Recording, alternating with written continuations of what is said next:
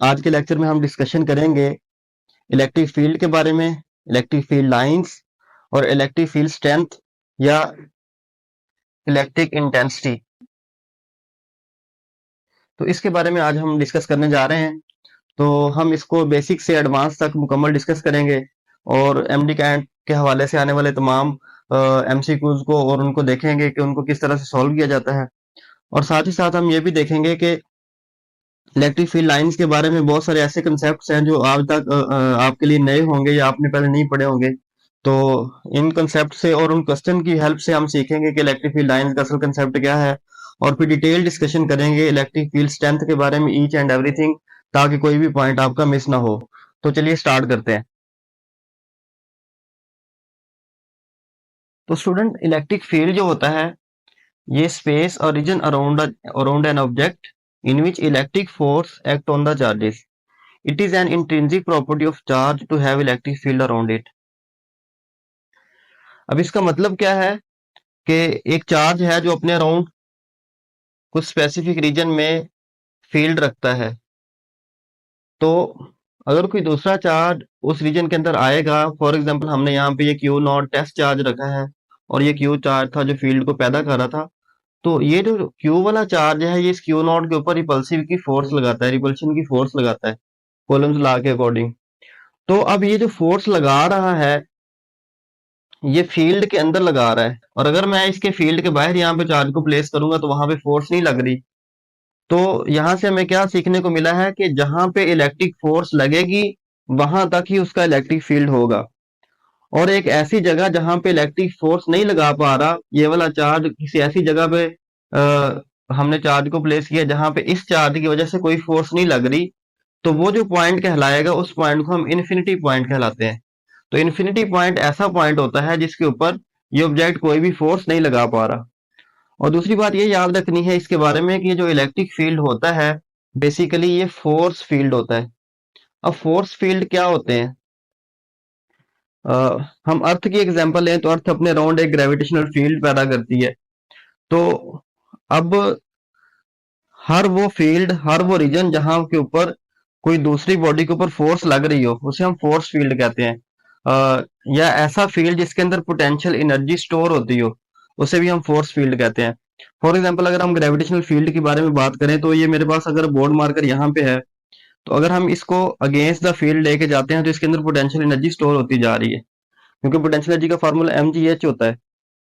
तो जैसे जैसे ये ऑब्जेक्ट अपवर्ड जाता जाएगा, एच बढ़ने की वजह से इसके अंदर पोटेंशियल एनर्जी की वैल्यू बढ़ती जाएगी। इसी तरह जब हम इस चार्ज को अगर हम यहाँ से इस डायरेक्शन में मूव करवाएंगे तो इसकी भी पोटेंशियल एनर्जी की वैल्यू बढ़ती जाएगी। लेकिन इस केस में जो पोटेंशियल एनर्जी बढ़ेगी वो इलेक्ट्रोस्टैटिक पोटेंशियल एनर्जी होगी, और जो इस केस में पोटेंशियल एनर्जी बढ़ रही थी वो कौन सी एनर्जी थी? Gravitational potential energy. तो हर वो फील्ड जहां पे एनर्जी स्टोर होती है, या हर वो फील्ड जिस फील्ड के अंदर कोई ऑब्जेक्ट फोर्स लगा सकता है, उसे हम क्या नाम देते हैं? फोर्स फील्ड का नाम देते हैं। तो इलेक्ट्रिक फील्ड भी फोर्स फील्ड है और ग्रेविटेशनल फील्ड भी फोर्स फील्ड है। अब ये जो फोर्स लगनी होती है, इस फोर्स के बारे में दो कंसेप्ट हैं। एक कंसेप्ट तो न्यूटन का था। न्यूटन का ये कंसेप्ट था कि न्यूटन के according action at a distance होता है। एक्शन एट अ डिस्टेंस का क्या मतलब है कि कोई ऑब्जेक्ट किसी पॉइंट के ऊपर पड़ा है, तो वो दूसरा ऑब्जेक्ट उसके ऊपर फोर्स लगाता है एट सम डिस्टेंस, यानी कि उससे दूर होते हुए ही उसके ऊपर फोर्स लगा देता है। मिसाल के तौर के ऊपर अगर यहाँ पे मेरे पास एक मैस पड़ा है तो दूसरा मैस यहाँ पे है, तो ये इसके ऊपर फोर्स लगाएगा। इन दोनों के दरमियान कोई कांटेक्ट नहीं है, विदाउट एनी कांटेक्ट ये एट सम डिस्टेंस होते हुए ये फोर्स लगाता है। तो उसके अकॉर्डिंग जो फार्मूला था F is equal to G M over R square.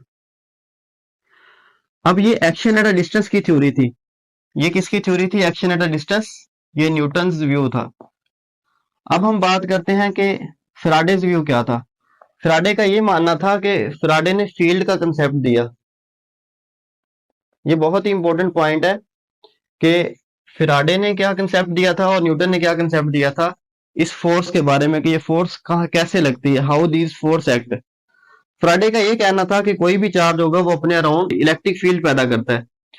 तो जब वो इलेक्ट्रिक फील्ड पैदा करता है, फॉर एग्जाम्पल उसके अराउंड एक इलेक्ट्रिक फील्ड पैदा हो चुका है। अब दूसरा चार्ज, उसका भी अपना एक फील्ड होता है, तो दोनों फील्ड आपस में इंटरेक्ट करते हैं। तो ये फील्ड थ्योरी थी। फ्राडे का फील्ड थ्योरी का व्यू था और न्यूटन का एक्शन एट अ डिस्टेंस का व्यू था। तो बाद में माना किसको जाने लगा, अच्छा व्यू कौन सा है, ये वैलिड नहीं रहा, तो इस व्यू को हमने वैलिड माना। तो फ्राडे का जो ये वाला व्यू है ये ज्यादा एप्लीकेबल है। तो एमसीक्यूज में ये आता है कि एक्शन एट अ डिस्टेंस की थ्योरी सही थी या फिर जो हमारे पास फील्ड थ्योरी थी फ्राडे की वो सही थी। तो हमने यहाँ पे क्या बताना होगा कि फ्राडे की फील्ड थ्योरी जो है वो ज्यादा बेस्ट थी और वही एप्लीकेबल है। तो स्टूडेंट अब हम डिस्कस करने जा रहे हैं properties of electric field lines. तो हम बहुत सारी प्रॉपर्टीज डिस्कस करेंगे, टेक्स्ट बुक वाली भी और भी बहुत सारी प्रॉपर्टीज, जितनी भी इसकी प्रॉपर्टीज मैंने स्टडी की हैं आज तक, वो सारी की सारी प्रॉपर्टीज आपके साथ डिस्कस करने जा रहा हूँ। तो फर्स्ट ऑफ ऑल जो पहली प्रॉपर्टी है वो ये है कि ये जो लाइंस होती हैं ये इमेजिनरी लाइंस होती हैं। ये जो लाइंस होती हैं ये इमेजिनरी होती हैं। अब इस इमेजिनरी का क्या मतलब है? इमेजिनरी का मतलब ये होता है कि ये लाइंस असल में एग्जिस्ट नहीं करती, हम इन्हें देख नहीं सकते। ये उसने हाइपोथेटिकल इमेजिन किया था, सोचा था कि ऐसी लाइंस चार्ज के अराउंड होंगी। बेसिकली लाइंस होती नहीं है लेकिन हम उन्हें इमेजिन करते हैं, इस वजह से हम क्या कह रहे हैं कि जो लाइंस है ये इमेजिनरी लाइंस होती हैं। दूसरी प्रॉपर्टी ये है कि इमर्ज थ्री डायमेंशनली। ये जो लाइंस होती हैं ये थ्री डायमेंशनली इमर्ज होती हैं। ऐसा नहीं है कि ये जो इलेक्ट्रिक फील्ड लाइंस होंगी ये किसी एक डायमेंशन में इमर्ज होंगी, इनको थ्री डायमेंशनली इमर्ज होना होता है। फॉर एग्जाम्पल मैं यहाँ पे एक चार्ज बनाता हूँ, तो इस चार्ज के अंदर हम देख सकते हैं कि ये चार्ज जो है ये हर तरफ इलेक्ट्रिक फील्ड लाइंस को इमर्ज करता है। अब आपके सामने ये व्हाइट बोर्ड है, ये एक प्लेन है, तो इस प्लेन के ऊपर तो आपको देख रहे हैं कि टू डायमेंशन ही जैसे ये इलेक्ट्रिक फील्ड लाइन निकल रही है, बल्कि थ्री डायमेंशन होती हैं। अगर मेरे पास कोई फुटबॉल हो तो फुटबॉल की जितनी भी वो छोटी छोटी डिब्बियां बनी होती हैं, बॉक्स बने होते हैं ब्लैक एंड व्हाइट या किसी भी कलर के, तो वहां से हर डिब्बी में से इलेक्ट्रिक फील्ड लाइन निकलेगी। तो उस फुटबॉल के हर तरफ से, अगर आप उस फुटबॉल को एक चार्ज माने, तो उसके हर तरफ से इलेक्ट्रिक फील्ड लाइन निकली होती है। इस वजह से हमने क्या लिखा है कि जो इलेक्ट्रिक फील्ड लाइन होती हैं ये थ्री डायमेंशनली इमर्ज करती हैं। तो नेक्स्ट प्रॉपर्टी है हमारे पास, no electric field lines cross each other. No two lines cross each other. कोई भी दो लाइंस एक दूसरे को क्रॉस नहीं करती। ये एक्सरसाइज का शॉर्ट क्वेश्चन भी है आपका कि इलेक्ट्रिक फील्ड लाइंस क्यों नहीं क्रॉस करती। इस पे मैं ज्यादा बात नहीं करूंगा, आपको पता है ये सारा कि क्योंकि उनकी एक ही डायरेक्शन होती है at a given point. Electric field lines की अगर एक से ज्यादा डायरेक्शन हो तो ही वो एक दूसरे को क्रॉस कर सकती हैं, अदरवाइज वो क्रॉस नहीं कर सकती। फॉर एग्जाम्पल मैं यहाँ पे कुछ इलेक्ट्रिक फील्ड लाइंस बनाता हूँ। ये मैंने एक आइसोलेटेड या सिंगल चार्ज लिया है, तो इससे जो इलेक्ट्रिक फील्ड लाइंस निकलती हैं वो इस तरह से निकलती हैं कि वो आप जब ये जैसे जैसे फॉरवर्ड मूव करती हैं उनके दरमियान ये देखिए डिस्टेंस बढ़ता जा रहा है। तो इसका क्या मतलब है कि ये कभी भी एक दूसरे को क्रॉस नहीं करेंगी बल्कि एक दूसरे से वे होती जाएंगी। तो ये तो आइसोलेटेड चार्ज के बारे में बात होगी। तो क्या अगर यहाँ पे मैं ज्यादा चार्ज बनाता हूँ, फॉर एग्जाम्पल एक एक पॉजिटिव चार्ज बनाता हूँ और एक नेगेटिव बनाता हूँ, तो अब भी ये एक दूसरे को क्रॉस नहीं करेंगी। इलेक्ट्रिक फील्ड लाइंस जी अब भी एक दूसरे को क्रॉस नहीं करेंगी। तो कभी भी दो इलेक्ट्रिक फील्ड लाइंस आपस में एक दूसरे को क्रॉस नहीं कर सकती। नेक्स्ट प्रॉपर्टी है प्रॉपर्टी नंबर 4, वो ये है कि number of electric field lines जो होती हैं, number of electric field lines, number of electric field lines जो होती हैं ये डायरेक्टली प्रोपोर्शनल होती हैं मैग्नीट्यूड ऑफ द चार्ज पे। अब सारे समझते हैं कि जितना बड़ा चार्ज होगा उतनी ज्यादा number of electric field line निकलेंगी। फॉर एग्जाम्पल मैं यहाँ पे 4 कॉलम का चार्ज बनाता हूँ, तो हम सोच लेते हैं कि यहाँ से इमेजिन करते हैं कि 4 इलेक्ट्रिक फील्ड लाइन निकलती हैं, और अगर मैं यहीं पे ही इसको 8 कॉलम का चार्ज बनाता हूँ तो फिर इससे कितनी इलेक्ट्रिक फील्ड लाइन निकलनी चाहिए? 8 इलेक्ट्रिक फील्ड लाइंस निकलनी चाहिए। तो ये है वो बात जो हमने यहाँ पे समझनी है कि जितना ज्यादा मैग्नीट्यूड होगा उस लाइंस की तादाद ज्यादा होगी। तो नेक्स्ट प्रॉपर्टी की तरफ बढ़ते हैं, property number 5। The field is strong where the electric field lines are closer. The field is strong where the electric field lines are closer. Property number 5. The field is strong. वहां पे field strong होता है जहां पे क्या हो, where the electric field lines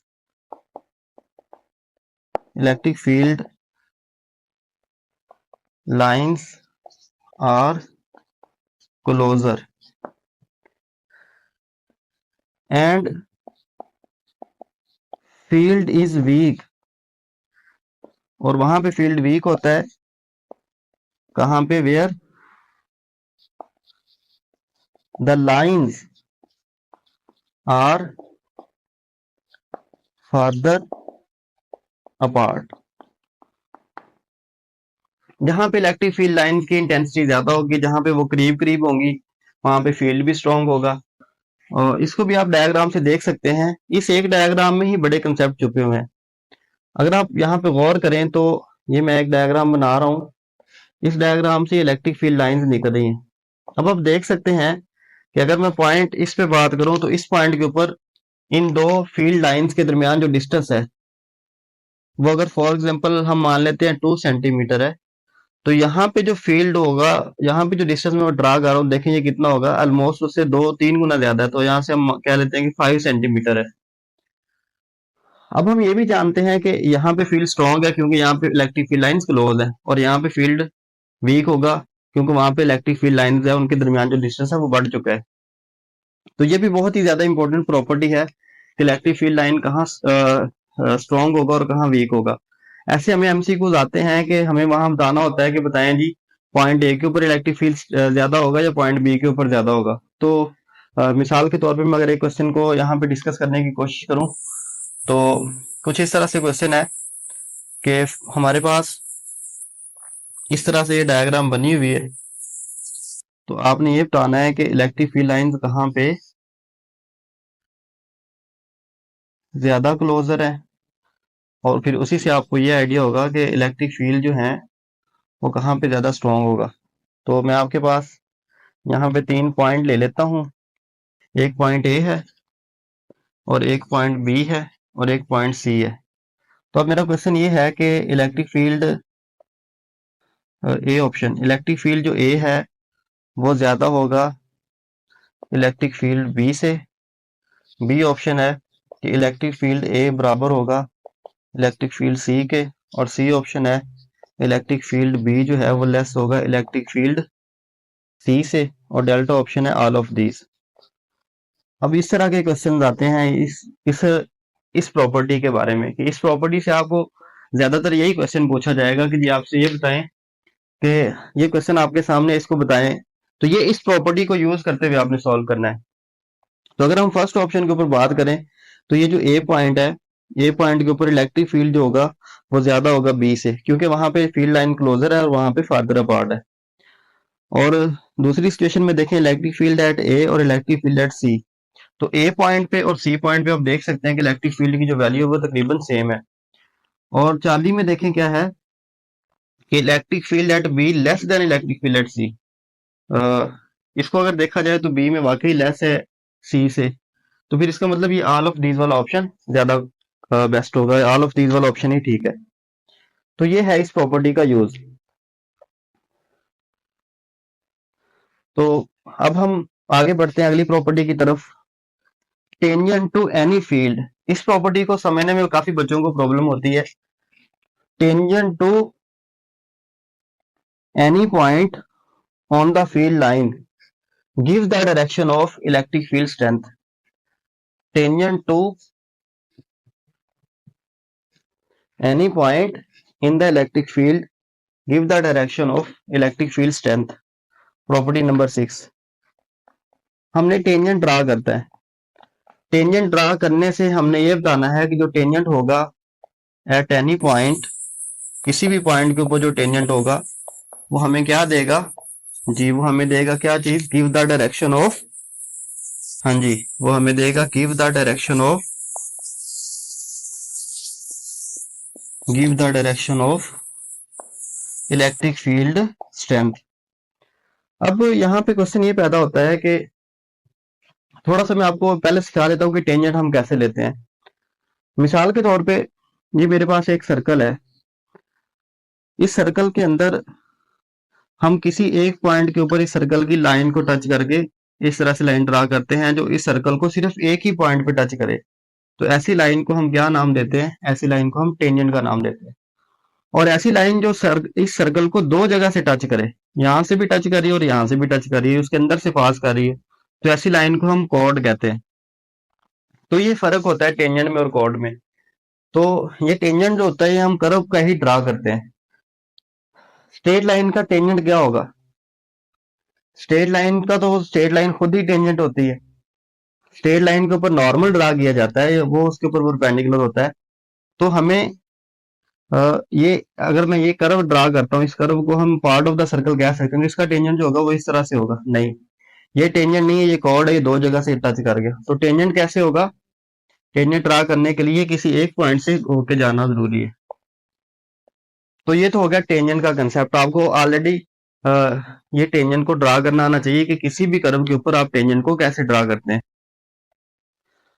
आगे हम स्लोप के कंसेप्ट में भी जाके पढ़ेंगे कि टेंजेंट को हम स्लोप भी कहते हैं, टेन थीटा भी कहते हैं, ग्रेडियंट भी कहते हैं। ग्राफ के अंदर भी हमें ये काफी हेल्प करता है टेंजेंट।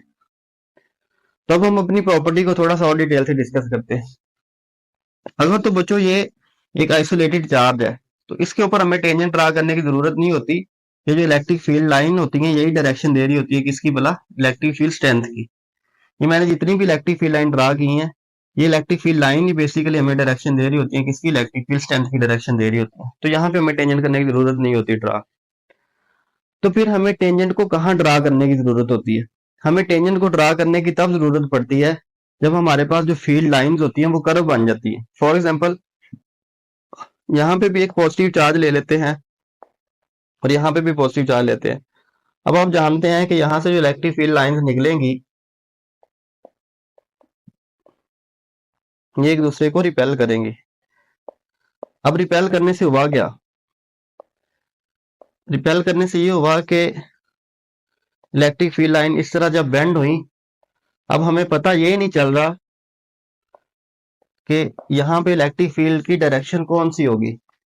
फॉर एग्जांपल मैं इस पॉइंट के ऊपर इलेक्ट्रिक फील्ड की डायरेक्शन फाइंड करना चाहता हूँ, तो इस पॉइंट के ऊपर इलेक्ट्रिक फील्ड की डायरेक्शन जो होगी वो इस तरह कर्व तो नहीं हो सकती। इलेक्ट्रिक फील्ड किसी एक डायरेक्शन में होता है, ये बात याद रखनी है। इलेक्ट्रिक फील्ड लाइन ऐसे घूम के नहीं जा सकता, कर्व नहीं बना सकता, मुड़ नहीं सकता। इलेक्ट्रिक फील्ड लाइन स्ट्रेट ही चलता है। तो हम यहाँ पे इस फील्ड लाइन को हम इलेक्ट्रिक फील्ड की डायरेक्शन कह सकते हैं? नहीं कह सकते। क्यों? क्योंकि ये तो मुड़ गया, ये बेंड हो गया। इलेक्ट्रिक फील्ड तो स्ट्रेट होना चाहिए। तो हमने क्या किया, इस पॉइंट के ऊपर हमने टेंजेंट ड्रा किया, तो ये हमारे पास टेंजेंट वेक्टर बना। तो ये वेक्टर हमें क्या चीज दे रहा है?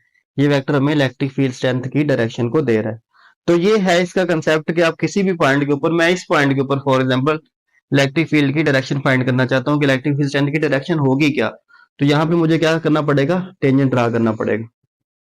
तो मैं रिवाइज कर देता हूँ, ये बहुत ही ज्यादा इंपॉर्टेंट प्रॉपर्टी है कि टेंजेंट जो होता है, टेंजेंट ये हमेशा कर्व का लिया जाता है। इस केस में आपको टेंजेंट लेने की जरूरत नहीं है। टेंजेंट लेने के लिए आपको हमेशा कर्व पाथ की जरूरत होती है। तो जब आप यहाँ पे टेंजेंट लेते हैं तो वो टेंजेंट आपको डायरेक्शन देता है किसकी? भला, इलेक्ट्रिक फील्ड स्ट्रेंथ की। तो अब हम बढ़ते हैं अपनी नेक्स्ट प्रॉपर्टी की तरफ। जहां पे फील्ड लाइंस पैरेलल होती हैं और इक्वली स्पेस होते हैं, वहां पे फील्ड यूनिफॉर्म होता है। फील्ड कहाँ यूनिफॉर्म होगा? जहां पे फील्ड लाइंस क्या होंगी? पैरेलल होंगी और इक्वली स्पेस होंगी। इसको सेट कर लेते हैं, इलेक्ट्रिक फील्ड लाइंस। अगली प्रॉपर्टी है, प्रॉपर्टी नंबर पता नहीं कौन सी है, ये कितनी हो चुकी है, 7 दे लेते हैं। The field is uniform. Field कहाँ यूनिफॉर्म होगा? कंडीशन देखें, where the lines are parallel. Lines का पैरेलल होना जरूरी है। एंड इक्वली स्पेस लाइंस ना सिर्फ पैरेलल हो बल्कि इक्वली स्पेस भी हो। तो इसकी एग्जांपल देखते हैं। चलें, फॉर एग्जांपल मेरे पास एक तरफ इस प्लेट के ऊपर पॉजिटिव चार्ज है और दूसरी प्लेट के ऊपर यहाँ पे नेगेटिव चार्ज है, और ये जो चार्ज है यूनिफॉर्मली डिस्ट्रीब्यूटेड है। 1 2 3 4 5 चार्ज मैंने इधर लिए हैं, 1 2 3 4 5 इधर लिए हैं। तो जो इलेक्ट्रिक फील्ड लाइंस हैं, यहाँ पे भी दो डायग्राम बनती हैं, ये भी आपने याद रखनी है। अगर तो ये फाइनाइट होगी, ये दोनों शीट्स फाइनाइट है, तो इलेक्ट्रिक फील्ड लाइन जो दरमियान में होती हैं ये पैरेलल भी होती हैं और इक्वली स्पेस भी होती हैं। चार्ज को भी मैंने पैरेलल ही बनाना था, इक्वली डिस्ट्रीब्यूट करना था, तो चार्ज को मैं दोबारा से डिस्ट्रीब्यूट कर देता हूँ।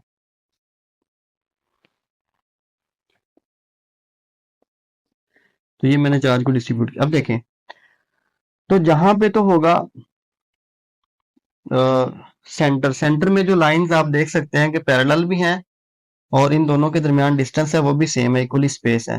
तो इस सूरत हाल में हम ये कह सकते हैं कि यहाँ पे जो फील्ड होगा वो यूनिफॉर्म होगा। इस रीजन के अंदर जो फील्ड होगा, यहाँ इस रीजन के अंदर, इस पूरे रीजन में जो फील्ड होगा वो क्या होगा, यूनिफॉर्म।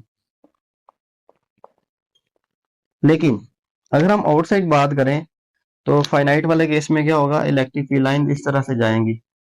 अब ये पैरेलल भी नहीं है और इक्वली स्पेस भी नहीं है, तो जब पैरेलल और इक्वली स्पेस नहीं होंगी, जैसे जैसे दूर जाएंगे इनका डिस्टेंस भी बढ़ता जाएगा। क्योंकि शुरू में यहाँ पे फील्ड ज्यादा होता है और दूर जाने से फील्ड कम होता रहता है, तो फील्ड कम होने की वजह से डिस्टेंस बढ़ेगा। तो अब इन जगह के ऊपर जो फील्ड है वो यूनिफॉर्म भी नहीं होगा, क्योंकि ना फील्ड लाइंस पैरेलल है और ना ही इक्वली स्पेस है। तो यहाँ पे जो ई होगा वो क्या होगा, नॉट इक्वल टू यूनिफॉर्म होगा। और यहाँ पे भी जो ई होगा इस जगह पे वो भी क्या होगा, नॉट इक्वल टू यूनिफॉर्म। तो आई होप कि आपको इस प्रॉपर्टी की समझ आ गई है कि जहां पे फील्ड लाइंस पैरेलल होंगी और इक्वली स्पेस होगी वहां पे ही फील्ड यूनिफॉर्म होगा। अच्छा, ये तो हो गया फाइनाइट वाला केस। इसका एक और केस भी है कि अगर दोनों शीट इनफाइनाइट हो, अगर लिखा हो कि इनफाइनाइट शीट है, तो फिर क्या होगा, यहाँ पे हम चार्ज टॉप पॉजिटिव कर लेते हैं, चार ही नेगेटिव कर लेते हैं। अब हर जगह ही फील्ड क्या होगा, यूनिफॉर्म होगा। हर जगह यूनिफॉर्म इलेक्ट्रिक फील्ड होगा फाइनाइट, इनफाइनाइट वाले केस में। जब हम इन शीट्स को क्या लेते हैं बच्चों, इनफाइनाइट लेते हैं। तो अगर आप फाइनाइट लेंगे, फाइनाइट वाले केस में क्या होगा, फाइनाइट वाले केस में दरमियान में जो फील्ड है वो यूनिफॉर्म होता है और उनके एजिस पे, उनके अराउंड जो या किनारों के पे जो फील्ड है वो यूनिफॉर्म नहीं होता। और अगर आप इनफाइनाइट शीट लेंगे, इनफाइनाइट दोनों प्लेट्स लेंगे, तो क्या होगा, हर जगह ही फील्ड जो होगा वो यूनिफॉर्म होगा। तो नेक्स्ट प्रॉपर्टी की तरफ बढ़ते हैं। प्रॉपर्टी नंबर 8 है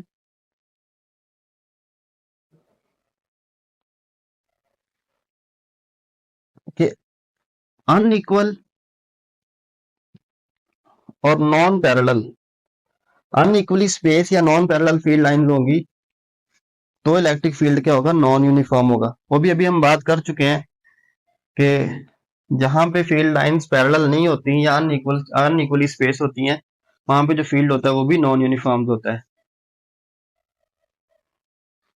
अगली प्रॉपर्टी है प्रॉपर्टी नंबर 9।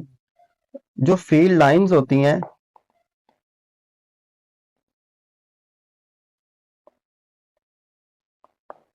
डू नॉट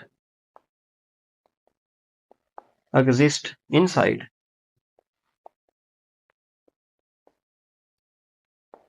जो फील्ड लाइंस होती हैं बच्चों वो इनसाइड नहीं होती। किसके इनसाइड नहीं होती, इनसाइड द चार्ज बॉडी। तो ये भी एक बहुत ही इंपॉर्टेंट इसकी प्रॉपर्टी है, इसके बारे में भी कई दफा एमसीक्यूज आ चुका है। एमसीक्यूज में हमें दिया होता है कि which of the following is the correct, और ये बना होता है कि किसी चार्ज बॉडी के अंदर से इलेक्ट्रिक फील्ड लाइंस को पास कर रहे होते हैं। चार्ज बॉडी के अंदर से इलेक्ट्रिक फील्ड लाइंस कभी भी पास नहीं हो सकती, ये सिचुएशन रॉन्ग है। इलेक्ट्रिक फील्ड लाइन जो हमेशा होती है वो आउटसाइड ही होती हैं। तो अगली प्रॉपर्टी की तरफ बढ़ते हैं। ये जितनी भी इलेक्ट्रिक फील्ड लाइंस होती हैं ये परपेंडिकुलर होती हैं। Property number 10। मैं ये थोड़ी सी प्रॉपर्टीज की तादाद ज्यादा हो रही है, तो हर कंसेप्ट को मेरी ये कोशिश है कि आपके सामने डिस्कस किया जाए। जब आप सारे कंसेप्ट को, सारी प्रॉपर्टीज को स्टडी कर लेंगे तो फिर देखना कैसे स्किंटों में सारे के सारे एमसीक्यूज आप सॉल्व करते हैं। इलेक्ट्रिक फील्ड लाइंस जो होती हैं वो चार्ज बॉडी के परपेंडिकुलर होती हैं, perpendicular to the charge body.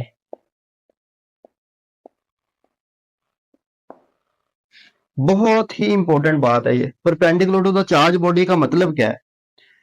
हम अक्सर ये गलती करते हैं कि अगर मैं आपके सामने एक डायग्राम बनाता हूँ, ये एक पॉजिटिव चार्ज है और यहाँ से इलेक्ट्रिक फील्ड लाइंस निकल रही हैं इस तरह से।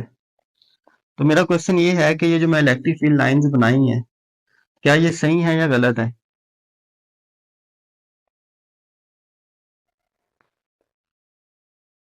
और गलत है तो कौन सी वाली फील्ड लाइन गलत है?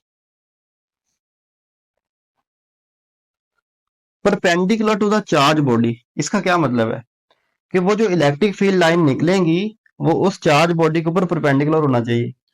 तो हमें कैसे पता चलता है, हम कैसे चेक करते हैं कि ये चार्ज बॉडी के परपेंडिकुलर है या नहीं है? तो हम जहां से वो इलेक्ट्रिक फील्ड लाइन निकल रही होती है वहां पे टेंजेंट ड्रा करते हैं। तो यहाँ पे अगर मैं टेंजेंट ड्रा करूँ, ये टेंजेंट है, तो आप देख सकते हैं कि ये जो फील्ड लाइन है ये इस टेंजेंट के ऊपर क्या है बोला, परपेंडिकुलर है। तो ये वाली फील्ड लाइन तो ठीक है। लेकिन अगर मैं यहाँ पे टेंजेंट ड्रा करूँ, ये टेंजेंट, तो इस टेंजेंट के ऊपर क्या ये फील्ड लाइन परपेंडिकुलर है? क्या ये एंगल 90 का है? नहीं, ये एंगल 90 का नहीं है। तो इसका मतलब ये वाली फील्ड लाइन गलत निकली हुई है। अच्छा, यहाँ पे टेंजेंट ड्रा करके देखें इस जगह पे, क्या इन दोनों में जो एंगल बन रहा है ये 90 है, इस टेंजेंट में और इसमें? तो यहाँ पे भी एंगल 90 नहीं बना, तो ये वाली फील्ड लाइन भी गलत है। यहाँ पे चेक कर लेते हैं, यहाँ पे टेंजेंट ड्रा करें, इसका मतलब जो मैंने यहाँ पे भी एंगल 90 नहीं है, तो इसका मतलब क्या हुआ कि जो ये डायग्राम बनाई है इलेक्ट्रिक फील्ड लाइंस की, ये गलत डायग्राम है। जी हाँ बच्चों, ये डायग्राम गलत है, क्योंकि जितनी भी फील्ड लाइंस किसी चार्ज बॉडी से निकलेंगी उन्हें हमेशा परपेंडिकुलरली निकलना चाहिए, 90 के एंगल पे निकलना चाहिए। वो जहां से निकले वहां टेंजेंट ड्रा करे तो वहां एंगल कितना होना चाहिए, 90। तो इसके रेलेवेंट भी अभी हम क्वेश्चन करते हैं तो आपको ज्यादा समझ आएगी। क्वेश्चन की प्रैक्टिस से पहले मैं कुछ प्रॉपर्टीज और डिस्कस कर लेता हूँ। Contract longitudinally and repel transversely.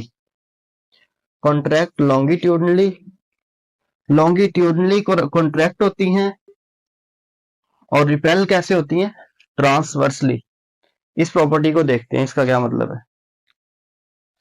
Property number 11, इतनी ज्यादा properties, contract longitudinally, longitudinally and repel transversely. इस प्रॉपर्टी का क्या मतलब है?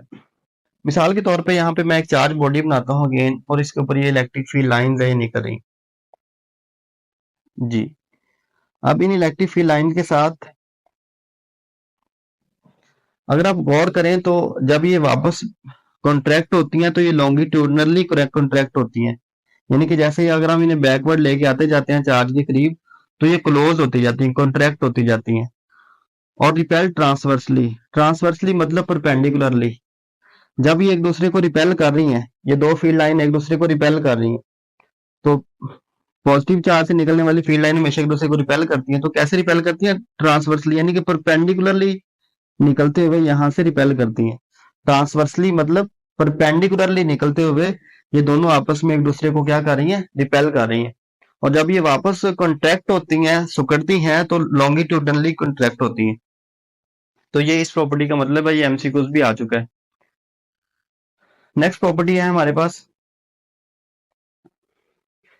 ये इलेक्ट्रिक फील्ड लाइंस हमें क्या देती हैं, pictorial representation of electric field strength देती हैं। Pictorial representation of electric field strength, पता नहीं कितनी प्रॉपर्टीज हो चुकी हैं, चलो हम प्रॉपर्टी नंबर 13 ही लिख लेते हैं। Pictorial representation of, pictorial representation of, pictorial representation of electric field strength.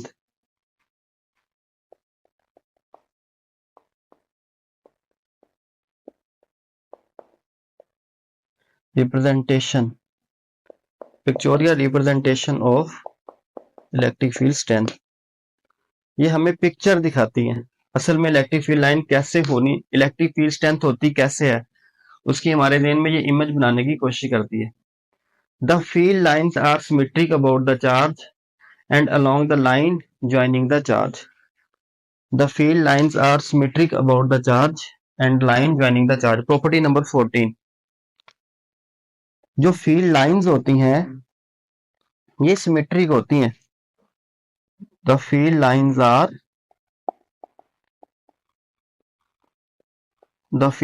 Are symmetric about the charge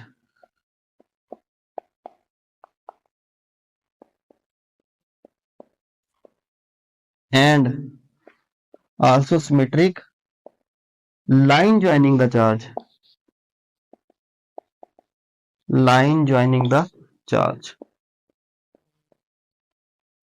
The field lines are symmetric about the charge and line joining the charge. Field line अपने charge के about भी symmetric होती हैं। इसको समझाने के लिए मैं बच्चों को अक्सर यही समझाता होता हूँ कि आप ऐसा समझें कि ये जो चार्ज है ये किसी क्वाड्रेंट के अंदर पड़ा हुआ है। 4 क्वाड्रेंट है हमारे पास, ये फर्स्ट क्वाड्रेंट है, ये सेकंड है, ये थर्ड है और ये फोर्थ है। तो इन चारों क्वाड्रेंट में इलेक्ट्रिक फील्ड लाइन सिमेट्रिक होंगी, यानी कि जितनी इलेक्ट्रिक फील्ड लाइन इस क्वाड्रेंट में से निकलेंगी उतनी ही इलेक्ट्रिक फील्ड लाइन यहां से निकलेंगी। चारों क्वाड्रेंट से इक्वली इलेक्ट्रिक फील्ड लाइंस निकलनी चाहिए। तो एक मैं डायग्राम बनाता हूं, आप ये बताएं कि क्या ये जो इलेक्ट्रिक फील्ड लाइंस मैंने बनाई हैं ये सिमेट्रिक हैं या नहीं है। तो जी बच्चों आप समझ सकते हैं कि ये जो इलेक्ट्रिक फील्ड लाइन है ये सिमेट्रिक नहीं है, क्योंकि एक साइड से ज्यादा इलेक्ट्रिक फील्ड लाइन निकल रही है और एक साइड से कम निकल रही है। चारों क्वाड्रेंट में से इक्वली इलेक्ट्रिक फील्ड लाइंस नहीं निकल रही, तो ये वाली डायग्राम भी गलत होगी। इलेक्ट्रिक फील्ड लाइंस हर क्वाड्रेंट से इक्वल निकलनी चाहिए। ये तो हो गया symmetric about the charge, charge के हर तरफ से इक्वली इलेक्ट्रिक फील्ड लाइन निकलनी चाहिए, ये हो गया सिमेट्रिक अबाउट द चार्ज। अब है कि symmetric about the line joining the charge. मिसाल के तौर पे यहाँ पे मैं एक नई एग्जांपल लेता हूँ। यहाँ एक पॉजिटिव चार्ज ड्रा कर लेते हैं और यहाँ पे एक नेगेटिव। अब जो इलेक्ट्रिक फील्ड लाइंस हैं आप सब जानते हैं कि इलेक्ट्रिक फील्ड लाइन पॉजिटिव से निकलनी है और नेगेटिव में इंटर होनी है। तो यहां से जो इलेक्ट्रिक फील्ड लाइन निकलेंगी इस तरह जाएंगी। ये मैंने एक नीचे से बना दी और एक ऊपर से बना दी इस तरह से। लो जी, बाकी भी इलेक्ट्रिक फील्ड लाइंस होंगी इस तरह नेगेटिव में एंटर हो रही होंगी। तो आप देख सकते हैं कि ये लाइन ज्वाइनिंग द चार्ज है। ये जो मैं यहाँ इसको थोड़ा सा और बोल्ड करके लिख देता हूँ कि ये जो है ये लाइन ज्वाइनिंग द चार्ज है। ये है लाइन ज्वाइनिंग द चार्ज। जितनी लाइन ज्वाइनिंग द चार्ज के ऊपर इलेक्ट्रिक फील्ड लाइन होनी चाहिए 1 2 3, उतनी ही नीचे होनी चाहिए 1 2 3, तो ही हमारी ये डायग्राम होगी वो बिल्कुल सही होगी। तो इलेक्ट्रिक फील्ड लाइन जो है वो सिमेट्रिक होती है, ना सिर्फ अपने चार्ज के अबाउट बल्कि उस लाइन के भी अबाउट जो इसको ज्वाइन किए हुए है। तो अब इसी प्रॉपर्टी के अकॉर्डिंग मैं एक क्वेश्चन लिखता हूं और देखते हैं कि आप उसका आंसर दे पाते हैं कि नहीं। इस प्रॉपर्टी को यूज करते हुए और भी सारी प्रॉपर्टी जो आपने पढ़ी उनको ज़हन में रखते हुए एक क्वेश्चन का आंसर देना है। तो क्वेश्चन है,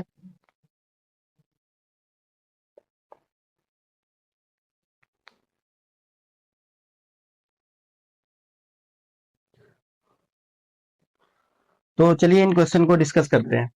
क्वेश्चन नंबर 1 है कि यहाँ पे हमारे पास एक पॉजिटिव चार्ज है और यहाँ पे एक नेगेटिव चार्ज है।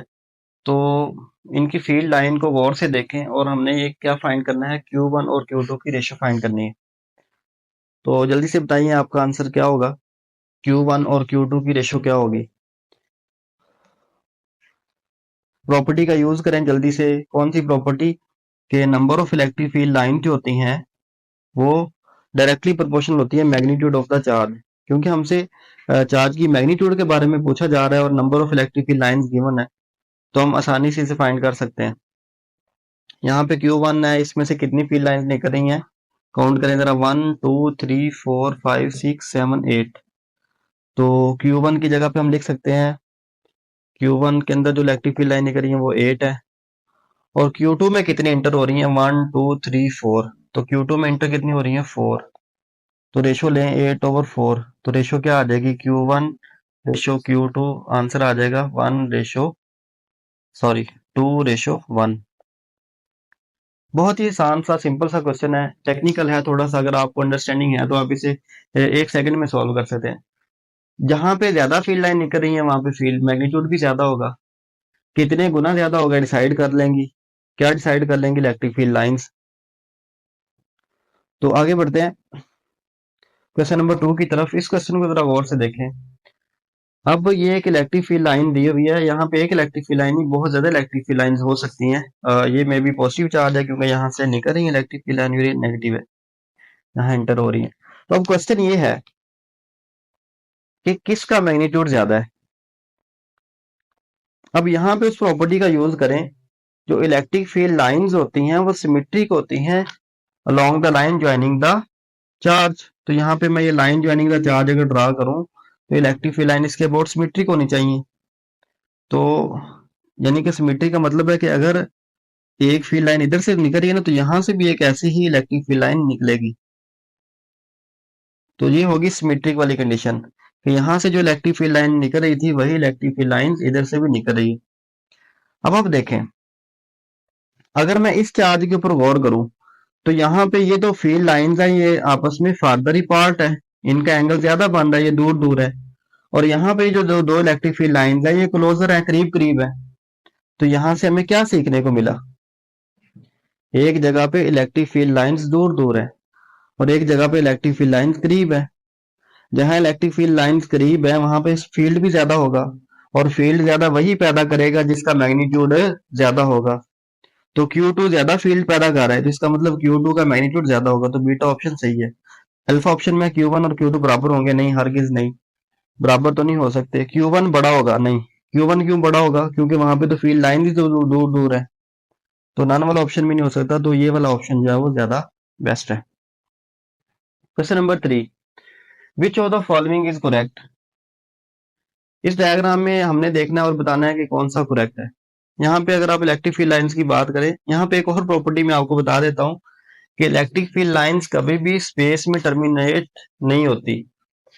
Electric field lines never terminate in space, never terminate in space. तो इस प्रॉपर्टी को आप ध्यान में रखते हुए इस ऑप्शन को आसानी से चूज कर सकते हैं कि कौन सा सही होगा। तो ये वाला डेल्टा ऑप्शन ज्यादा सही लग रहा है। अल्फा ऑप्शन क्यों नहीं ठीक हो सकता? क्योंकि अल्फा में आप देखें कि यहाँ से ये दो दो लाइंस हैं, ये स्पेस में टर्मिनेट हो रही हैं। यहाँ पे भी कुछ लाइंस हैं जो स्पेस में टर्मिनेट हो रही हैं। यहाँ पे भी स्पेस, यहाँ पे तो सारी की सारी इलेक्ट्रिक फील्ड लाइन नहीं, ऊपर वाली उल्ट बनी हुई है। ये पॉजिटिव में एंटर हो रही है और ये नेगेटिव में एंटर हो रही है। पॉजिटिव से फील्ड लाइन को निकलना चाहिए था, ये तो वैसे ही गलत हो गया। ये देखें, पॉजिटिव से इलेक्ट्रिक फील्ड लाइन निकल रही है और नेगेटिव में एंटर हो रही है, और कोई भी ऐसी फील्ड लाइन नहीं है जो स्पेस में टर्मिनेट हो रही है। तो ये वाला ऑप्शन ज्यादा सही होगा। A metallic solid sphere is placed in uniform electric field. Which line is are correct? कौन सी लाइन या कौन सी दो या तीन या सारी लाइंस ठीक है, इसको हमने बताना है। तो हमने एक प्रॉपर्टी पढ़ी थी कि इलेक्ट्रिक फील्ड लाइंस जो है वो अंदर से पास नहीं कर सकती, अंदर से पास नहीं कर सकती। तो फिर इसका मतलब 1 और 2 वाली तो गलत हो गई।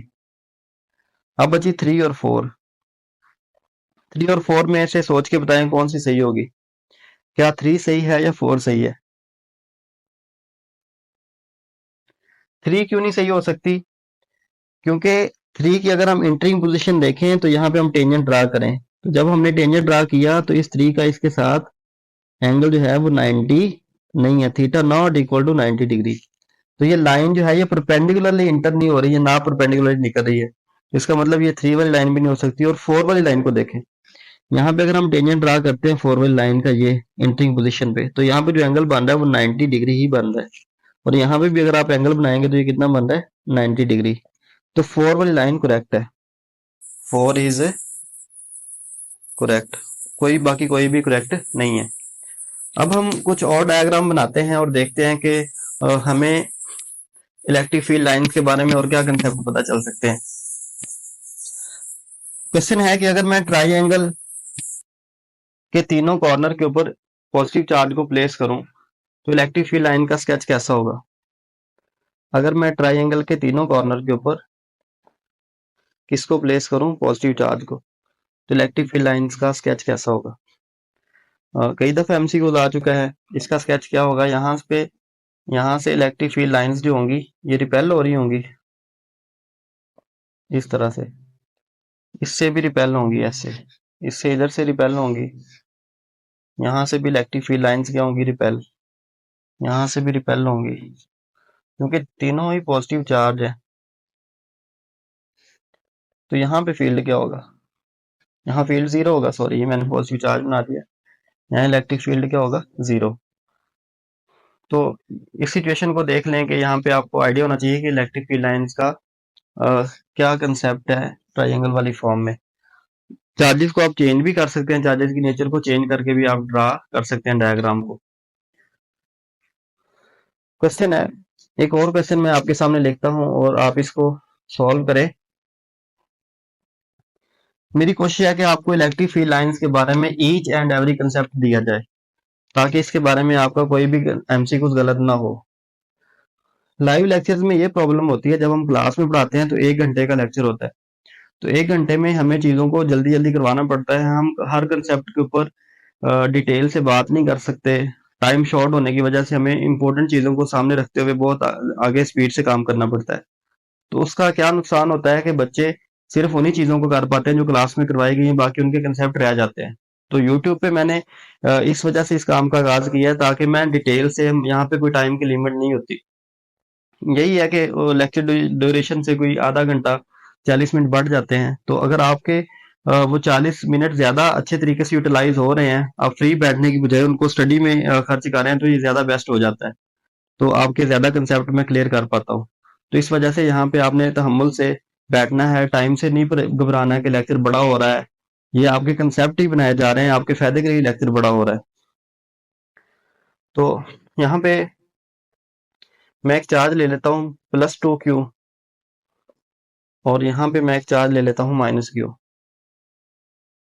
तो अब आपने क्या करना है कि इस डायग्राम को कंप्लीट करना है। और यहाँ पे एक और कंसेप्ट भी है कि फार से और नियर से। फार एंड नियर का क्या कंसेप्ट है, फार एंड नियर का क्या कंसेप्ट है। अगर हमसे एमसीक्यू में पूछा जाता है इसकी एक कंप्लीट डायग्राम को अगर हम दूर से देखें, फार से देखें तो हमें कैसी नजर आएगी, नियर से कैसी नजर आएगी। ये +2Q चार्ज है, तो यहाँ से हम ये कह लेते हैं कि यहाँ से जो इलेक्ट्रिक फील्ड लाइन है वो निकली होंगी। हम सपोज कर लेते हैं कि 8 इलेक्ट्रिक फील्ड लाइन निकाल लेते हैं, सिमेट्रिक ही निकालनी है, 1 2 3 4। चलें जी, ये 8 इलेक्ट्रिक फील्ड लाइन यहाँ से निकल रही है, और यहाँ से जो है वो 4 इलेक्ट्रिक फील्ड लाइन एंटर हो रही हैं।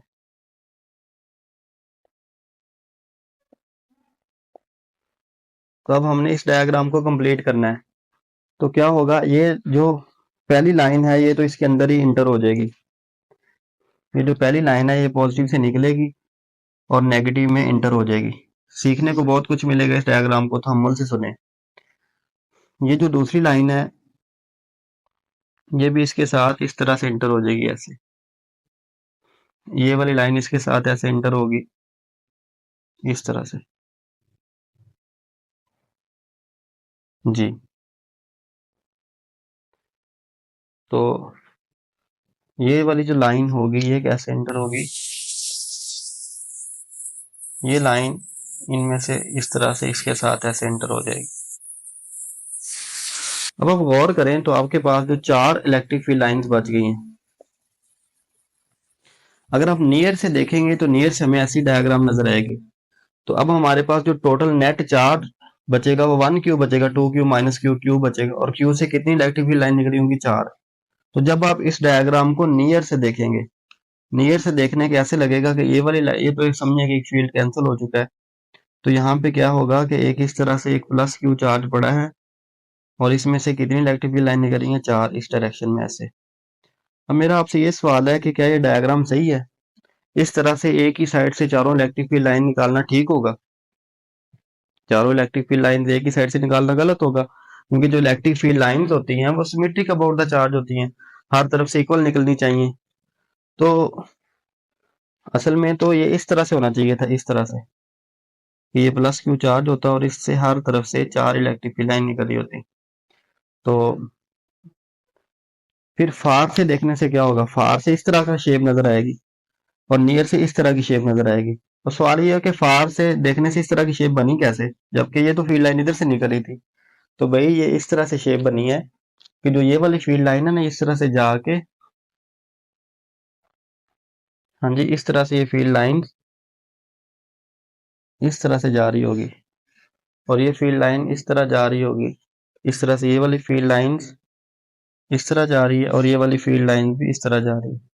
यानी कि ये इस नेगेटिव चार्ज से अट्रैक्ट होने की वजह से ये फील्ड लाइन इस तरह निकल रही है। तो जब एज अ होल देखा गया तो चारों की चारों इलेक्ट्रिक फील्ड लाइंस हमें एक ही जगह से नहीं निकलती हुई दिखाई दी, बल्कि चार्ज के बहुत सिमेट्रिक दिखाई दे रही हैं, क्योंकि ये इस नेगेटिव चार्ज की वजह से अट्रैक्ट हो रही, उसके अंदर इंटर तो नहीं हो रही, लेकिन वो इस तरह से फील्ड बना रही हैं। तो आई होप आपको फार और नियर का कंसेप्ट क्लियर हुआ है। मैं एक दफा फिर से एलेबोरेट करता हूँ इसको, कि अगर हम देखें एक फील्ड से 8 निकली, दूसरी फील्ड में 4 इंटर होगी, अब 4 एक ही डायरेक्शन में शो हो रही है, करीब से देखेंगे तो एक ही डायरेक्शन में आपको लगेंगी। लेकिन अगर आप उसे दूर से देखेंगे तो क्या होगा, दूर से देखने से क्या होगा कि वो ये जो 4 इधर को थी ये इस नेगेटिव की तरफ फिर अट्रैक्ट होके आई और हमें इस तरह ये किसी एक ही चार्ज के अबाउट सिमेट्रिक नजर आती हैं। तो अगली प्रॉपर्टी की तरफ बढ़ते हैं।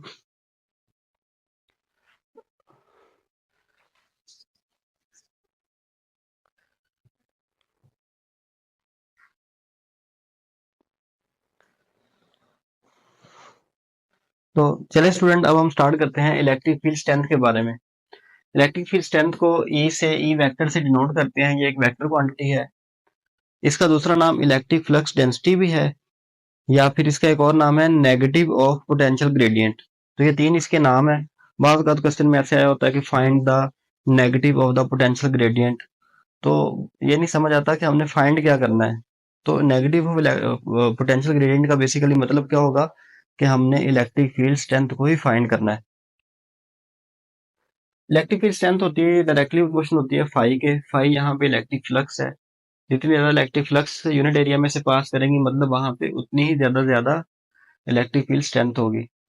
और इलेक्ट्रिक फील्ड स्ट्रेंथ तो है, इसकी डेफिनेशन यूज की जाती है कि force on a test charge, force on a unit positive charge in electric field. जितनी इलेक्ट्रिक फील्ड के अंदर इलेक्ट्रिक फील्ड फोर्स लगाता है किसी चार्ज के ऊपर, उस मैग्नीट्यूड ऑफ फोर्स को हम क्या नाम देते हैं, इलेक्ट्रिक फील्ड स्ट्रेंथ का नाम देते हैं। अगर यूनिट एक कॉलम चार्ज के ऊपर फोर्स लग रही होगी 10 न्यूटन, तो मतलब इलेक्ट्रिक फील्ड स्ट्रेंथ की वैल्यू भी कितनी होगी, 10 न्यूटन पर कॉलम होगी।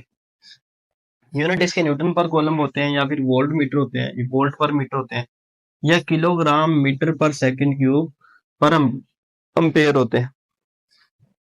तो इसके यहाँ से हम डायमेंशन भी निकाल सकते हैं। ये यूनिट कैसे आते हैं ये आप यहाँ से टाइप कर सकते हैं। न्यूटन की जगह पे आप क्या लिखें, किलोग्राम मीटर पर सेकंड स्क्वायर, और कॉलम का आप लिख सकते हैं एम्पेयर सेकंड की पावर -1। तो ये बनेगा किलोग्राम मीटर पर सेकंड क्यूब पर एम्पेयर। तो यूनिट बनेगा, तो यहाँ से आप इसके डायमेंशन भी निकाल सकते हैं। Electric field is cause and electric force is effect of the electric field. ये काज होता है और इसका इफेक्ट होती है फोर्स जो किसी चार्ज के ऊपर लगती है। अब ये कुछ मैंने कंसेप्ट डायग्राम बनाई हुई है, इससे हमारे कंसेप्ट स्ट्रॉन्ग होंगे और कंसेप्ट बनेंगे भी सही। ये देखें, ये मैंने ब्लू लाइन से ये यूनिफॉर्म इलेक्ट्रिक फील्ड को दिखाया हुआ है। जब भी हम किसी पॉजिटिव चार्ज को प्लेस करते हैं तो पॉजिटिव चार्ज किधर को मूव करता है, इन the direction of electric field. Positive charge in the direction of electric field move करता है, क्योंकि डायरेक्शन ऑफ इलेक्ट्रिक फील्ड क्या होती है, हम जानते हैं कि डायरेक्शन ऑफ इलेक्ट्रिक फील्ड होती है पॉजिटिव से नेगेटिव की तरफ होती है। तो जब यहाँ पे हम पॉजिटिव चार्ज को प्लेस करेंगे तो वो किधर जाएगा, पॉजिटिव से नेगेटिव की तरफ जाएगा। तो पॉजिटिव चार्ज की यूनिफॉर्म इलेक्ट्रिक फील्ड स्ट्रेंथ के अंदर जो डायरेक्शन होती है वो अलोंग द फील्ड होती है। फोर्स किधर लगती है, F acts in the direction of E, और अगर हम नेगेटिव चार्ज को इलेक्ट्रिक फील्ड के अंदर प्लेस करते हैं तो फोर्स किधर लगती है, इस पे फोर्स लगेगी, फोर्स एक्ट्स अपोजिट टू ई। यहाँ पे जो फोर्स लग रही है वो अपोजिट टू ई लग रही है, क्योंकि अगर इसी फील्ड के अंदर मैं नेगेटिव चार्ज को प्लेस करूँ तो नेगेटिव चार्ज ने इधर से रिपल्शन, इधर से अट्रैक्शन की वजह से इधर को जाना है, इस वजह से फोर्स यहाँ पे अपोजिट लगती है। तो ये बहुत ही ज्यादा दो इंपॉर्टेंट पॉइंट याद रखने हैं। मैंने क्या कहा है कि जब हम पॉजिटिव चार्ज को इलेक्ट्रिक फील्ड में प्लेस करेंगे तो वो किधर को मूव करेगा, इन the direction of electric field move करेगा। और जब हम नेगेटिव चार्ज को वहां प्लेस करेंगे तो वो किधर को मूव करेगा, opposite to the direction of electric field move करेगा। अच्छा जी, अब ये है कि अगर चार्ज पार्टिकल मूव कर रहा है, वो तो था चार्ज पार्टिकल रेस्ट में है, तो फोर्स किधर को लगेगी, फोर्स उसको किधर को मूव करवाने की कोशिश करेगी। अब ये है कि चार्ज पार्टिकल मूव कर रहा है इलेक्ट्रिक फील्ड के अंदर, तीन डिफरेंट डायरेक्शन ली हुई है। केस वन में देखें, अगर चार्ज पार्टिकल पॉजिटिव चार्ज है और जाहिर बात है force in the direction of E ही लगनी है, और उस चार्ज की वेलोसिटी भी इधर को ही है, यानी कि इधर कोई मूव कर रहा है, तो जिधर को मूव कर रहा है उधर कोई फोर्स लग रही है, तो इस सूरत में क्या होता है, वर्क पॉजिटिव होता है। अगर एक गाड़ी किसी एक डायरेक्शन में जा रही है और आप और फोर्स उसी डायरेक्शन में लगाने लग जाए तो क्या होगा, वर्क बढ़ जाएगा, उसका वर्क की वैल्यू पॉजिटिव हो जाएगी, वो पहले से एक्सेलरेट करने लग जाएगा, फोर्स लग रही है तो जाहिर बात एक्सेलरेशन पैदा होगा, वेलोसिटी बढ़ेगी तो काइनेटिक एनर्जी भी बढ़ेगी और पोटेंशियल एनर्जी उसकी कम होगी। तो ये हो गए कि जब पॉजिटिव चार्ज क्या करता है, फील्ड की डायरेक्शन मूव करता है। तो अब जो पॉजिटिव चार्ज है वो फील्ड की अपोजिट डायरेक्शन में जा रहा है, अपोजिट डायरेक्शन में जब जाएगा तो जो फोर्स लगनी है वो तो फील्ड की डायरेक्शन में लगनी है, तो ये फोर्स उसकी वेलोसिटी को कम करने की कोशिश करेगी, वर्क नेगेटिव होगा, चार्ज डिसलेट होगा, वेलोसिटी और काइनेटिक एनर्जी कम होगी, जबकि पोटेंशियल एनर्जी बढ़ेगी। अब ये बहुत ही ज्यादा इंपॉर्टेंट केस है कि जब जो वेलोसिटी है वो फील्ड के परपेंडिकुलर है, अ, ये इक्वी पोटेंशियल होता है, आगे जाके हम बात भी करेंगे कि जब जो पॉजिटिव चार्ज है वो perpendicular to the electric field move करता है तो अब क्या होगा, अब वर्क नहीं होगा, वर्क जीरो होगा, क्योंकि दोनों में एंगल, वेलोसिटी में और फोर्स में एंगल बन रहा है 90 डिग्री, तो 90 वाले केस में जो वर्क होता है वो हमारे पास कितना होता है, zero, F D cos 90 zero हो जाएगा, तो सारा वर्क जीरो हो जाता है। तो इस सूरत में वर्क जीरो होगा, चार्ज सिर्फ डिफ्लेक्ट होगा, इसके ऊपर कोई वर्क नहीं होगा, ये सिर्फ डिफ्लेक्टिंग फोर्स बन जाएगी। तो जब भी चार्ज पार्टिकल इलेक्ट्रिक फील्ड के अंदर परपेंडिकुलरली इंटर होगा, तो परपेंडिकुलरली इंटर होने की वजह से उसकी वेलोसिटी के ऊपर कोई फर्क नहीं, सॉरी, उसकी स्पीड के ऊपर कोई फर्क नहीं पड़ेगा, सिर्फ उसकी डायरेक्शन चेंज होगी, यानी कि वेलोसिटी कंटिन्यूसली चेंज होती रहेगी, स्पीड, पोटेंशियल एनर्जी और काइनेटिक एनर्जी क्या रहेंगी, कांस्टेंट रहेंगी। अब यही सारे केस जो मैंने पॉजिटिव चार्ज के लिए हैं, इन्हीं सारे केसेस को मैंने यहाँ पे नेगेटिव चार्ज के लिए भी डिस्कस किया हुआ है। नेगेटिव चार्ज को प्लेस करेंगे तो इन तीनों केसेस में देखें फोर्स तो लगनी है opposite to the electric field, इधर को फोर्स लगेगी। अब अगर वो वेलोसिटी उसकी इस डायरेक्शन में है तो ये सारी सिचुएशन है, वर्क नेगेटिव होगा, क्यू डिसलेट होगा, velocity air and kinetic energy क्या होगी, बढ़ेगी, जबकि पोटेंशियल एनर्जी, ये आई होप के उल्ट लिखा गया यहाँ पे, फोर्स अपोजिट डायरेक्शन में लग रही है ना तो वेलोसिटी और काइनेटिक एनर्जी कम होगी, जबकि पोटेंशियल एनर्जी बढ़ेगी। अच्छा, यहाँ पे फोर्स उसी डायरेक्शन में लग रही है जिधर को वेलोसिटी है, तो यहाँ पे जो होगा वेलोसिटी और काइनेटिक एनर्जी बढ़ेगी और पोटेंशियल एनर्जी कम होगी।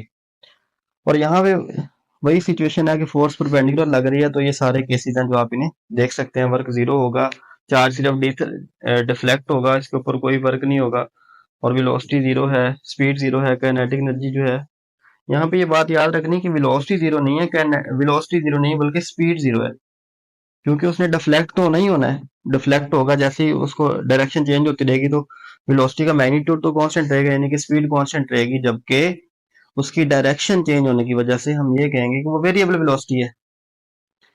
तो स्पीड कांस्टेंट रहेगी, kinetic energy, sorry, speed constant रहेगी, काइनेटिक एनर्जी भी कांस्टेंट रहेगी और पोटेंशियल एनर्जी भी कांस्टेंट रहेगी। तो ये हैं वो सारे पॉइंट्स किसके बारे में, इलेक्ट्रिक फील्ड स्ट्रेंथ के बारे में। इसके क्या नाम है, इलेक्ट्रिक फ्लक्स डेंसिटी भी कहते हैं या नेगेटिव ऑफ पोटेंशियल ग्रेडियंट भी कहते हैं। अगर मैं कहूं कि सिर्फ पोटेंशियल ग्रेडियंट कहते हैं तो ये कहना गलत होगा, पोटेंशियल ग्रेडियंट अकेला होता है, वो कभी भी इलेक्ट्रिक फील्ड स्ट्रेंथ के बराबर नहीं होता, जबकि negative of potential gradient electric field strength के बराबर होता है। इसके बारे में भी हम आगे जाके बात करते हैं जब पोटेंशियल ग्रेडियंट का टॉपिक आएगा। तो इलेक्ट्रिक फील्ड स्ट्रेंथ के बारे में ये कुछ बातें होगी। फर्दर इलेक्ट्रिक फील्ड स्ट्रेंथ के बारे में देखते हैं कि और क्या क्या चीजें हैं जो MD CAT point of view से आ सकती हैं पेपर में, उनको डिस्कस करते हैं। डिफरेंट शेप्स के लिए, डिफरेंट केसेस के लिए फार्मूलाज और कुछ शॉर्टकट्स को सीखते हैं। Electric field due two point charge. तो पॉइंट चार्ज के लिए, यानी कि कोई भी पॉइंट चार्ज है, हमने पढ़ा था कि वो पॉइंट चार्ज जो होता है वो अपने अराउंड इलेक्ट्रिक फील्ड पैदा करता है। तो उसको कैलकुलेट करने के लिए जो फार्मूला हम यूज करते हैं वो के क्यू ओवर आर स्क्वायर है। और पॉइंट चार्ज के लिए, सिंगल चार्ज के लिए या स्फेरिकल चार्ज के लिए जो कैलकुलेट करने का फार्मूला है वो यही है, और ये कॉलम लॉ से हम इसको कैलकुलेट करते हैं। तो इसके कुछ ग्राफ हैं जो पेपर में बार बार आते हैं, इनको देख लें कि अगर हम ई का सिंपल आर के साथ रिलेशन देखेंगे तो इनवर्स का है। तो ये जो, क्योंकि ई के साथ आर स्केयर का इनवर्स का रिलेशन है, तो आर स्केयर वाला जो ग्राफ बनेगा वो हैपराबोला बनेगा। जबकि अगर सिंपल आर का ग्राफ देखेंगे तो वो मोर स्टीपर देन हैपराबोला बनेगा। तो इस चीज को याद रखना है। और अगर ई और 1/r स्केयर का ग्राफ लेंगे तो ई 1/r स्केयर के साथ डायरेक्टली रिलेशन है। ई का आर स्केयर के साथ इनवर्सली रिलेशन है, जबकि ई का 1/r स्केयर के साथ इनवर्सली डायरेक्टली रिलेशन है, तो वो ग्राफ स्ट्रेट लाइन बनेगा। इसी तरह ई का 1/r के साथ भी डायरेक्ट का रिलेशन है, लेकिन वो जो रिलेशन है वो सिंगल पावर के साथ नहीं है बल्कि स्केयर के साथ है। तो ये यहाँ पे जो ग्राफ बनेगा ये पैराबोला बनेगा। तो ये कुछ शेप्स हैं जो आपने याद रखनी है, मेमोराइज रखनी है। वेक्टर फॉर्म में अगर हम इसे लिखें तो के q over r square into are unit vector आ जाएगा। इस यूनिट वेक्टर की जगह पे हम क्या लिख सकते हैं, R vector over its magnitude लिख सकते हैं। तो जब हम आर वेक्टर ओवर मैग्नीट्यूड लिखेंगे, आर यूनिट वेक्टर की जगह पे हम लिखेंगे R vector over R magnitude. तो ये जो वेक्टर है ये तो वैसे आ जाएगा, और ये जो मैग्नीट्यूड है इस आर स्क्वायर के साथ मिलके आर क्यूब बन जाएगा। Effect of medium. जब भी मीडियम प्लेस करेंगे तो जिस तरह फोर्स कम हो रही थी वैसे ही इलेक्ट्रिक फील्ड स्ट्रेंथ भी कम हो रही होगी। अगर आपने मेरा फोर्स वाला लेक्चर देखा है तो आपको आइडिया हो जाएगा कि अगर फॉर एग्जांपल पहले इलेक्ट्रिक फील्ड स्ट्रेंथ की वैल्यू है 10 न्यूटन पर कॉलम, और आपने वहां पे जो डाइलेक्ट्रिक मीडियम प्लेस कर दिया वो कर दिया 2 का, तो 10 डिवाइडेड बाई 2, अब नई इलेक्ट्रिक फील्ड स्ट्रेंथ कितनी रह जाएगी, 5 न्यूटन पर कॉलम रह जाएगी। यानी कि जब हम मीडियम प्लेस करेंगे तो जितने वैल्यू का एप्सिलॉन आर होगा उतने ही टाइम्स जो होगी वो इलेक्ट्रिक फील्ड स्ट्रेंथ की वैल्यू ने कम होना होता है। तो ये हो गया इलेक्ट्रिक फील्ड प्लेस करने से फोर्स भी और इलेक्ट्रिक फील्ड स्ट्रेंथ दोनों ही डिक्रीज होते हैं। अब है सबसे इंपॉर्टेंट चीज कि जीरो फील्ड लोकेशन फाइंड करनी है। जीरो फील्ड लोकेशन करने के ये मैंने बहुत ही अच्छे आपके लिए शॉर्टकट लेके आया हूँ, बहुत ही उम्दा और अलग किस्म के शॉर्टकट है। इन शॉर्टकट को अप्लाई करने से आप चुटकियों में जीरो फील्ड लोकेशन फाइंड कर लेंगे। तो देखते हैं केसेस। पहले केस में है कि जब दोनों चार्जेस सिमिलर हों। अगर दोनों चार्जेस सिमिलर होंगे या तो दोनों पॉजिटिव होंगे या दोनों नेगेटिव होंगे। तो अगर तो हो ना इक्वल मैग्नीट्यूड के, फिर तो जीरो फील्ड लोकेशन होती है वो बिल्कुल दरमियान में होती है। मिसाल के तौर पे यहाँ पे तो मैंने जो मैग्नीट्यूड लिए हैं Q1 बड़ा है और Q2 छोटा है। अच्छा, अगर यही दोनों इक्वल मैग्नीट्यूड के होते तो फिर जो इलेक्ट्रिक फील्ड स्ट्रेंथ हो रही थी वो बिल्कुल दरमियान में होनी थी, यानी कि दोनों के दरमियान अगर डिस्टेंस 4 मीटर है तो जीरो फील्ड लोकेशन कहाँ होनी थी, 2 मीटर पे होनी थी, बिल्कुल दरमियान में। लेकिन अगर कोई चार्ज बड़ा है और एक चार्ज छोटा है तो फिर इलेक्ट्रिक फील्ड जो जीरो फील्ड लोकेशन हो वो स्मॉलर चार्ज के करीब होगी। इन case of similar charges zero field point is between the charges, यानी कि दरमियान में होगा। और number 2, near the charge of smaller magnitude, smaller magnitude के करीब होगा। तो एक तो बात यहां तक भी एक एमसीक्यूज हो जाता है कि ये भी एक एमसीक्यूज है कि जब सिमिलर चार्ज होंगे तब जीरो फील्ड लोकेशन कहाँ होगी, तो जीरो फील्ड लोकेशन दरमियान में होगी। क्यों दरमियान में होगी, क्योंकि यहाँ से भी इलेक्ट्रिक फील्ड लाइन आपने देखा रिपेल करेंगे, यहाँ से भी रिपेल करेंगे, दरमियान में इलेक्ट्रिक फील्ड ही कोई नहीं है। इलेक्ट्रिक फील्ड लाइन नहीं है दरमियान में, तो इलेक्ट्रिक फील्ड लोकेशन कैसे हो सकती है। अच्छा, अपोजिट चार्जेस वाले केस में दरमियान में क्यों नहीं होती, क्योंकि अपोजिट से यहाँ से इलेक्ट्रिक फील्ड निकलनी है, यहाँ एंटर होनी है, तो दरमियान में तो इलेक्ट्रिक फील्ड लाइंस मौजूद है। यहाँ इलेक्ट्रिक फील्ड लाइन मौजूद है, वहां कैसे इलेक्ट्रिक फील्ड जीरो हो सकता है। तो बेसिकली जीरो फील्ड लोकेशन तो वो पॉइंट है जहां इलेक्ट्रिक फील्ड जीरो होगा। तो अब इलेक्ट्रिक फील्ड जीरो कहाँ हो सकता है, तो देखें स्मॉलर चार्ज के करीब होगा। फार्मूला क्या है, बहुत ही सिंपल सा शॉर्टकट है। R1 जो होगा R over Q2 over Q1 square root plus 1। मिसाल के तौर पे क्वेश्चन को सॉल्व करते हैं, इससे हमें और समझ आएगी। Q1 है 4 माइक्रो कॉलम का और Q2 16 माइक्रो कॉलम है। यहाँ पे मैंने दो चार्ज लिए हुए हैं, Q1 है और एक Q2 है। एक 4 माइक्रो कॉलम है और एक 16 माइक्रो कॉलम है। अब जल्दी से इतना बता दें कि जो जीरो फील्ड लोकेशन होगा वो Q1 के करीब होगा या Q2 के करीब होगा। मैग्नीट्यूड को देख के बताएं। एक 4 माइक्रो कॉलम है और एक 16 है, तो जीरो फील्ड लोकेशन किसके करीब होगा? 4 के करीब होगा, क्योंकि ये स्मॉलर मैग्नीट्यूड का है। तो डिस्टेंस दोनों के दरमियान 3 मीटर है, तो find the zero field location. तो इस फार्मूला में वैल्यूज पुट करें।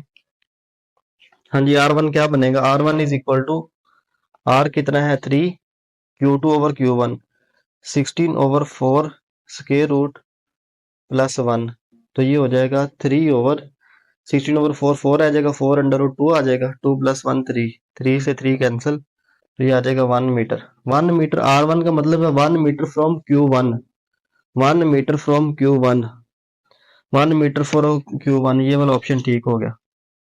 Q2 वाले ऑप्शन को कैसे चेक करें? बहुत ही आसान है कि अगर Q1 से वो 1 मीटर है और टोटल डिस्टेंस था 3, तो फिर यहां से 2 मीटर रह जाएगा। देखिए ना, बहुत सिंपल सी बात है। ये है हमारे पास Q1 और यहां से Q2 तो का टोटल डिस्टेंस है 3 मीटर, ये है 3 मीटर। अब यहाँ पे जीरो फील्ड लोकेशन है और ये है डिस्टेंस 1 मीटर, तो Q2 से कितना रह जाएगा? 2 मीटर। तो 2 मीटर फ्रॉम Q2 वाला ऑप्शन है कोई? 2 मीटर फ्रॉम Q2 ये वाला ऑप्शन कोई नहीं है, तो फिर 1 मीटर फ्रॉम Q1 वाला ऑप्शन लगाएंगे।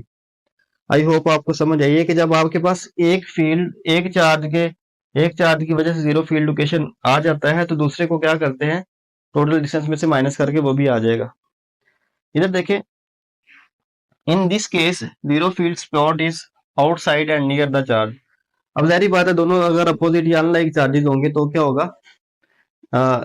इस सूरत में क्या होगा? जो जीरो फील्ड होगा वो कहाँ पे होगा? यहाँ पे होगे, यहाँ हम लिख रहे हैं लाइक चार्ज। तो अब जो जीरो फील्ड लोकेशन होगी वो आउटसाइड द फील्ड होगी, और आउटसाइड द फील्ड जब होगी तो उसे हम कैसे कैलकुलेट करेंगे? R1 is equal to R over Q1 minus, ये वाला फॉर्मूला यूज करेंगे। अभी सिचुएशन में क्या है कि Q1 हमें 1 माइक्रो कॉलम दिया हुआ और Q2 है -4 माइक्रो कॉलम, और डिस्टेंस अभी भी 3 मीटर है। तो find the zero field location. तो इसको सॉल्व करते हैं। जीरो फील्ड लोकेशन हम कैसे फाइंड करेंगे?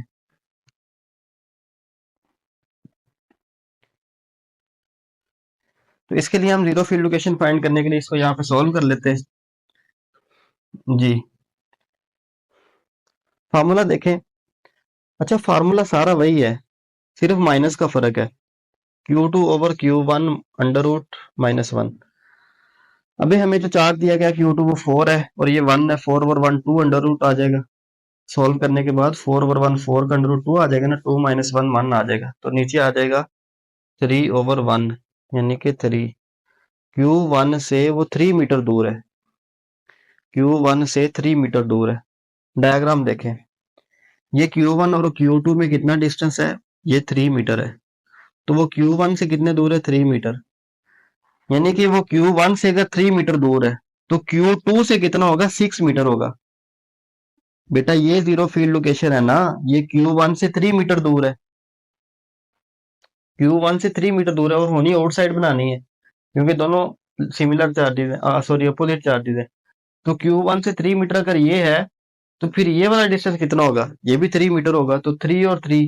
Q2 से अगर देखेंगे तो 6 मीटर होगा, और Q1 से अगर देखेंगे तो 3 मीटर होगा। तो देख लेते हैं, 3 मीटर फ्रॉम Q1 और 6 मीटर फ्रॉम Q2, तो ये दोनों ऑप्शन ठीक है। तो डेल्टा में हम यहाँ पे एक और ऑप्शन बना लेते हैं, ई में हम लिखेंगे both C and D, otherwise फिर दोनों में से कोई भी ठीक होगा, और ये चार ही ऑप्शन है।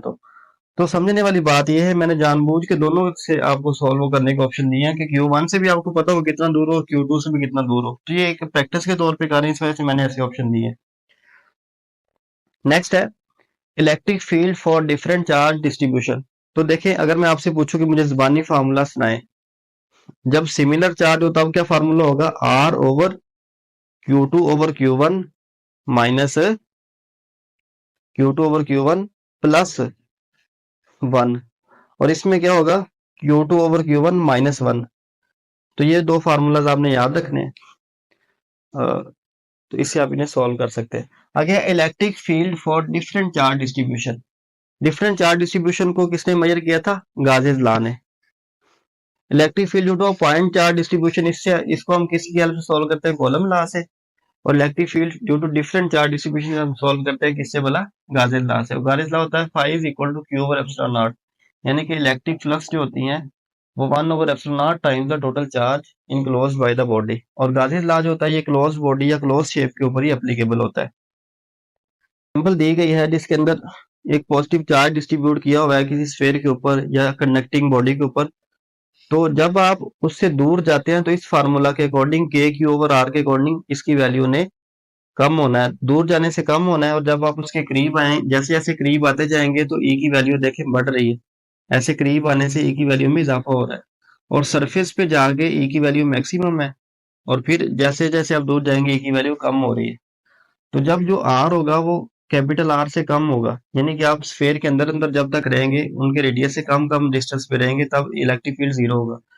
इन साइड हर जगह पे, सेंटर पे हर जगह इलेक्ट्रिक फील्ड जीरो होता है, सरफेस पे इलेक्ट्रिक फील्ड मैक्सिमम होता है।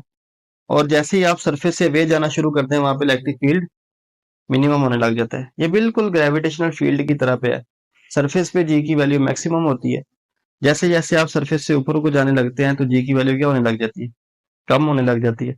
और सेंटर ऑफ द अर्थ पे जी की वैल्यू क्या हो जाएगी, जीरो। अब यहाँ पे ये सीन थोड़ा सा डिफरेंट है कि ना सिर्फ सेंटर पे ई की वैल्यू जीरो होती है बल्कि हर जगह ए की वैल्यू क्या होती है, जीरो होती है।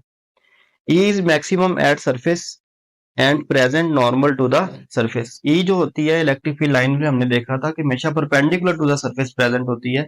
हम उसकी डायरेक्शन फाइंड करने के लिए टेंजेंट ड्रा करते थे उस सरफेस के ऊपर, यानी कि इलेक्ट्रिक फील्ड की डायरेक्शन यहाँ पे क्या होगी, यहाँ पे हम एक टेंजेंट ड्रा करें तो उस टेंजेंट के परपेंडिकुलर होगी इलेक्ट्रिक फील्ड लाइंस की डायरेक्शन, इलेक्ट्रिक फील्ड स्ट्रेंथ की डायरेक्शन।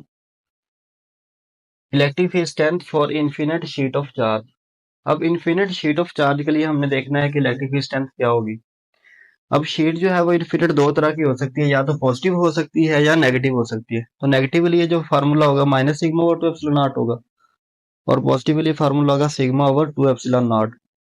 अब इस सिग्मा को हम जानते हैं, ये सरफेस चार्ज डेंसिटी होती है। सिग्मा इज इक्वल टू होता है कि इसके बराबर q over epsilon naught, q over ये surface charge density, sigma is equal to Q over A होता है। तो इस सिग्मा की जगह पे जब हम क्यू ओवर ए पुट करेंगे तो ये बनेगा Q over two epsilon naught a into are unit vector. तो इस तरह से हम यूज कर सकते हैं। ये फार्मूला तब यूज करेंगे जब ज़ाहिर बात है हमें सरफेस चार्ज डेंसिटी दी होगी, और ये तब यूज करेंगे जब हमें चार्ज और एरिया दिया होगा। अक्सर औकात एरिया 1 दिया होता है तो चार्ज की वैल्यू दे के हमें इलेक्ट्रिक फील्ड स्ट्रेंथ की वैल्यू फाइंड करने का कहा जाता है। पॉजिटिव की वजह से जो ई आउटवर्ड होता है, एमसीक्यूज ये वाला पॉइंट भी एमसीक्यूज में आ चुका है। इन्फिनिट शीट ऑफ चार्ज है पॉजिटिवली चार्ज, तो अब आपने ये बताना है कि इलेक्ट्रिक फील्ड स्ट्रेंथ जो वो आउटवर्ड होगी या इनवर्ड होगी। तो आप देख सकते हैं कि पॉजिटिव चार्ज की वजह से जो इलेक्ट्रिक फील्ड स्ट्रेंथ है वो आउटवर्ड होती है, और जो नेगेटिव की वजह से होती है वो इनवर्ड होती है। और सबसे important point, E is independent of the distance from the sheet. Infinite sheet of charge है, यहाँ पे अगर आप फाइंड करेंगे ए पॉइंट पे तो, और यहाँ फाइंड करेंगे बी पॉइंट पे, तो इलेक्ट्रिक फील्ड स्ट्रेंथ की वैल्यू कहाँ ज्यादा होगी, दोनों जगह पे सेम होगी। पॉइंट चार्ज वाले केस में डिस्टेंस पे डिपेंड करता है, इस केस में डिस्टेंस पे डिपेंड नहीं करता, किसी भी जगह पे डिस्टेंस का कोई जिक्र नहीं है। इसका मतलब है कि वो डिस्टेंस पे डिपेंड नहीं करेगा, हर जगह इलेक्ट्रिक फील्ड स्ट्रेंथ की वैल्यू क्या रहेगी, कांस्टेंट रहेगी। क्योंकि ये मैंने शीट बनाई फाइनाइट है जबकि ये इनफाइनाइट होती है। तो ग्राफ देखें इलेक्ट्रिक फील्ड स्ट्रेंथ में और डिस्टेंस में, ग्राफ क्या बनेगा, स्ट्रेट लाइन बनेगा, कांस्टेंट है, यानी कि डिस्टेंस जितना मर्जी आप बढ़ाते जा रहे हैं ये की वैल्यू में कोई चेंजिंग नहीं आ रही। सेकंड केस है equal and oppositely charge parallel plates. अब ये भी दो तरह की हो सकती हैं, फाइनाइट हो सकती हैं या फिर इनफाइनाइट हो सकती हैं। तो जब हम इनफाइनाइट की बात करते हैं तो उसके अंदर हर जगह पे इलेक्ट्रिक फील्ड कांस्टेंट होता है, और फाइनाइट में दरमियान में कांस्टेंट होता है क्योंकि line equally space and parallel है, और बाहर जो होता है वो unequally space and non parallel है, इस वजह से वहां पे जो फील्ड होगा वो नॉन यूनिफॉर्म होगा।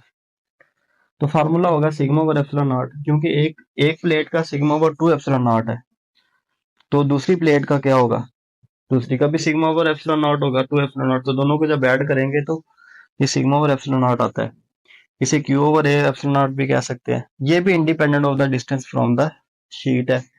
और दूसरी बात डिस्टेंस बिटवीन द प्लेट पे भी इंडिपेंडेंट है, यानी कि अगर मैं इन दोनों प्लेट को क्लोज लेके आऊंगा तो भी इलेक्ट्रिक फील्ड स्ट्रेंथ पे कोई असर नहीं होगा, दूर लेके जाऊंगा तब भी इलेक्ट्रिक फील्ड स्ट्रेंथ पे कोई असर नहीं होगा।